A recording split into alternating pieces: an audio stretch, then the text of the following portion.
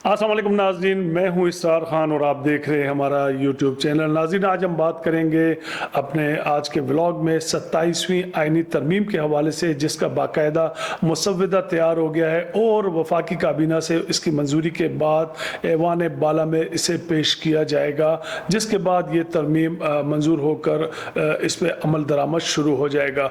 मुजव्वज़ा आइनी तरमीम दरअसल हकीकत में है क्या, इस हवाले से आज हम बात करेंगे। और साथ ही आज हम बात करेंगे अज़रबैजान के कौमी दिन के हवाले से, जो कि गुज़श्ता रोज़ मनाया गया और जिसमें ख़ुसूसी तौर पर तुर्किया के सदर ने भी शिरकत की, जबकि वज़ीर आज़म पाकिस्तान जनाब शहबाज शरीफ और field marshal general Asim Munir ने भी इस तकरीब में शिरकत की। इसका अहवाल भी हम आपको बताएंगे और साथ ही हम आपके साथ जो आज हमारा जो तीसरी बात होगी, तीसरी जो स्टोरी है उस पर हम बात करेंगे, और वो है शामी सदर अहमद अल-शरा ने अमेरिका का दौरा किया है। इस हवाले से भी हम आज आपसे बातचीत करेंगे। तो सबसे पहले हम बात करते हैं 27वीं आइनी तरमीम के हवाले से, जिसकी काबीना ने मंजूरी दे दी है और ये अब सेनेट में पेश किया जाएगा।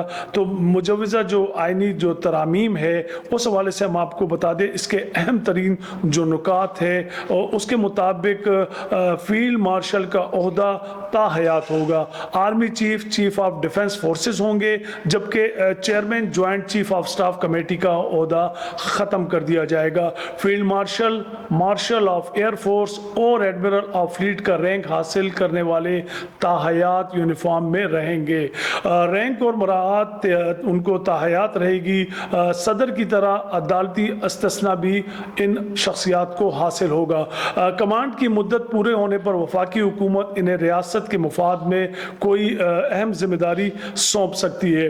Field marshal of air defence air force और एडमिरल ऑफ फ्लीट का ओहदा पार्लियामेंट के मवाख़िज़े ही से ख़त्म किया जाएगा। कोई फ़र्द वाहिद फील्ड मार्शल का टाइटल वापस नहीं ले सकेगा। मज़ीद इसमें 27वीं तरमीम में ये भी है कि मुल्क में वफाकी आइनी अदालत कायम की जाएगी। हाई कोर्ट के जजेस के तबादले का इख्तियार जुडिशल कमीशन को दिया जाएगा। ट्रांसफ़र मानने से इंकारी जजेस रिटायर तस्वुर किए जाएंगे। सदर मुमलिकत के ख़िलाफ़ उम्र भर और गवर्नर जो है हमारे जितने भी सूबे के, उनकी मुद्दत मुलाजमत के दौरान कोई फौजदारी कार्रवाई इनके खिलाफ नहीं हो सकेगी। सदर कोई भी मामला वफाकी आइनी जो अदालतें कायम होगी उनको भेज सकेगा। कानून से मुतालिक मामला सुप्रीम कोर्ट को भेजने की शिक भी ख़त्म कर दी जाएगी। अस खुद नोटिस से मुतालिक आर्टिकल 184 भी हज़फ कर दिया जाएगा। वज़ीर आज़म को भी फौजदारी मुकदमात से इस्तिस्ना हासिल होगा। 27वीं तरमीम के तहत वफाकी आइनी अदालत के क़याम की तजवीज़ भी दी गई है। आइनी मुकदमात अब सुप्रीम कोर्ट नहीं, वफाकी आइनी अदालत सुनेगी। सुप्रीम कोर्ट से आइनी इख्तियारात वापस लेकर वफाकी आइनी अदालत को दिए जाएंगे। मज़ीद इस तरामीम में आर्टिकल 184 को ख़त्म कर दिया जाएगा और सुप्रीम कोर्ट की जानिब से लेने वाला अस खुद नोटिस का इख्तियार भी ख़त्म हो जाएगा। सुप्रीम कोर्ट सिर्फ अपीलों और अमूमी मुकदमात की अदालत रहेगी, जबकि वफाकी आइनी अदालत में चीफ जस्टिस और चारों सूबों से बराबर नुमाइंदगी होगी।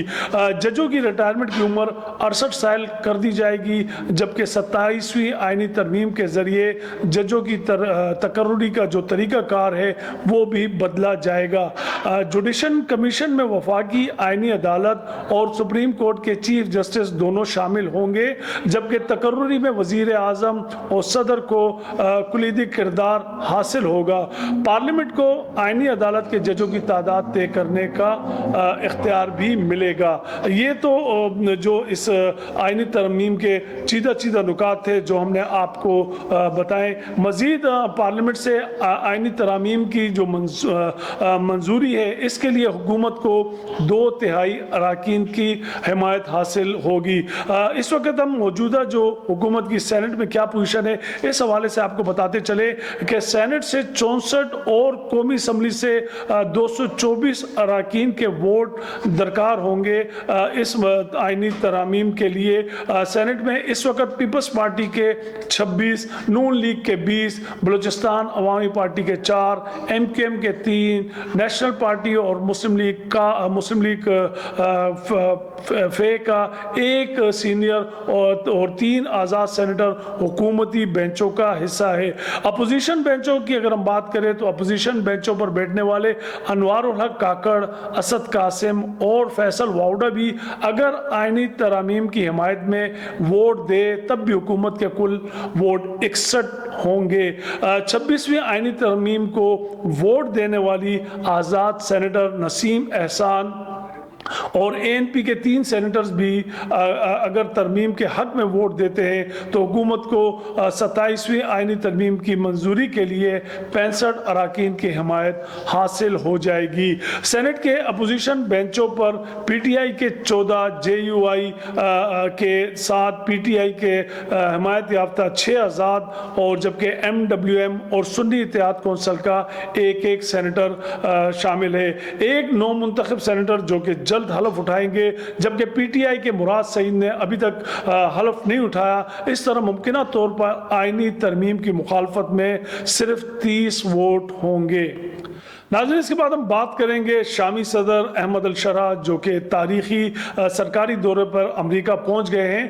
وائٹ ہاؤس میں امریکی صدر ڈونلڈ ٹرمپ سے ان کی ملاقات ہوگی۔ کسی بھی شامی صدر کا امریکہ کا یہ پہلا دورہ ہے۔ امریکہ آمد کے بعد شامی صدر نے امریکی سینٹ کام کے کمانڈر بریک کوپر کے ساتھ باسکٹ بال بھی کھیلی۔ احمد الشرع 20 سال پہلے عراق میں امریکی فوج میں قید رہے ہیں اور قید میں رہتے ہوئے 11 مہینے پہلے تک ان کے سر پر $10 ملین کا انعام بھی تھا۔